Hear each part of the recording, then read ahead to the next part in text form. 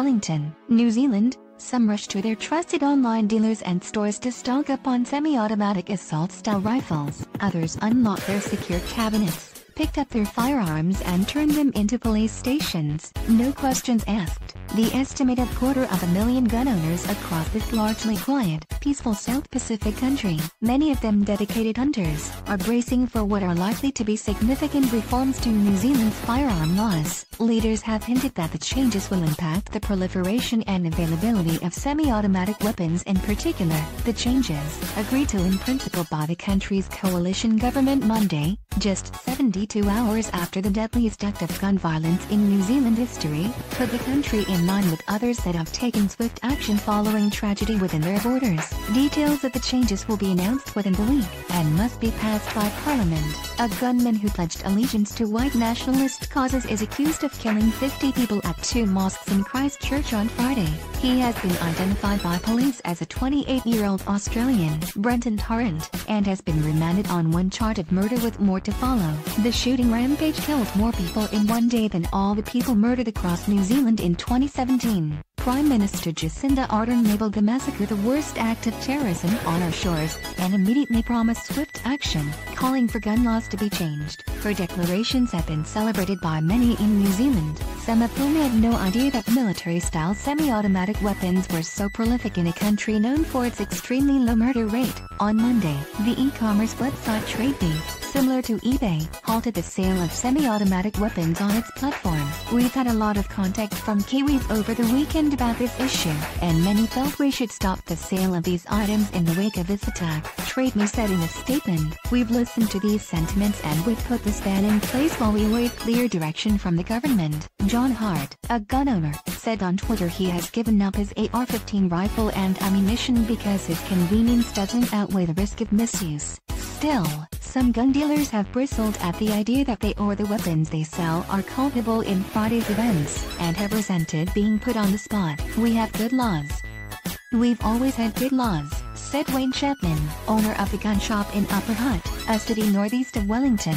His store, he said, has not seen a surge or had any problems. New Zealand Prime Minister says gun laws will change in response to Christchurch terrorist attack. David Tibble, managing director of Gun City, one of the largest firearms retailers in New Zealand, called a news conference Monday to announce that Tarrant had bought 4 guns from Gun City's online store and had them delivered through the mail. Gun City has been the focus of criticism and has seen small protests outside their stores in recent days. Many on social media have said a billboard outside the store's Christchurch outlet, which shows a man teaching 2 young children how to shoot, is in poor taste considering the country is in a state of mourning over the killings. Tarrant, he said, obtained his gun license in November 2017 and purchased his first firearm about a month later. He bought his last firearm from Gun City in March 2018 and purchased ammunition as well. Tibble said he has shared this information with authorities, but in a testy exchange with reporters, he pushed back on the charge that the guns he sold Tarrant were the same ones used in the mosque attacks. Tibble said the guns were A-category guns, which can be bought with the most basic weapons license. Assault rifles are A-category guns as long as they have a magazine that holds only 7 rounds. The weapons seen in a video of the massacre that Tarrant live-streamed had much larger magazines. I totally agree there should be a gun debate, but today is not the day, said Tibble. We are not a country of emotional responses. We are a country with laws, and what we are doing is legal.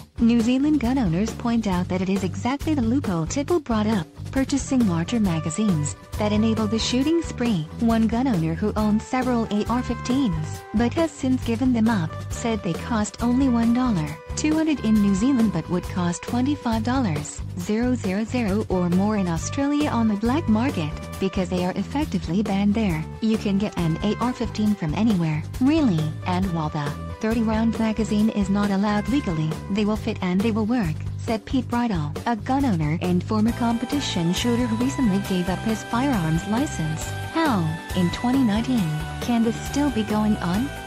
How has this loophole not been fixed? New Zealand, like the United States, also has no requirement for gun owners to register their weapons. Unlike many countries in the world, tightened gun laws would put New Zealand in line with several other countries that have changed legislation in the wake of tragedy. A 1995 massacre in Port Arthur, Tasmania, in which 35 people were killed, shook Australia and resulted in new gun legislation that strictly restricted self-loading rifles and other weapons. A buyback program destroyed thousands of guns and high-capacity magazines. A shooting at a primary school in Dunblane, Scotland, that same year also prompted a campaign for tighter restrictions on firearms, which led to a virtual ban on civilian ownership of handguns. Still, New Zealand has made the decision in almost record time. In Australia, it took 12 days after the mass shooting for the government to finalize changes to legislation. It took almost 2 years for the ban on handguns to become law in the United Kingdom in 1998. Ardern has promised details of changes within 10 days of the attack. Experts argue that New Zealand has indeed been on the cusp of change in gun legislation for years, but never had political unity around the issue. After the country's last mass shooting in 1990, when 13 people including local police were killed in the seaside town of Armina, changes were made to firearm legislation, including some restrictions on semi-automatic firearms and the requirement for 10-year licenses. 4 inquiries have been undertaken by government in recent years. A 1997 review recommended that all guns should be registered and that the government institute a full buyback of all military-style assault weapons, similar to what was done in Australia. These suggestions, said Philip Alpers, an adjunct associate professor at the University of Sydney and founding director of Gun Policy, org, are all now back on the table. The government's decision, he said, has been in part motivated by the frequency of mass shootings in the United States, which has among the most lax gun laws in the world. There is a baseline determination not to go down the American road, he said. Emmanuel Stoics in Christchurch, New Zealand, contributed to this report.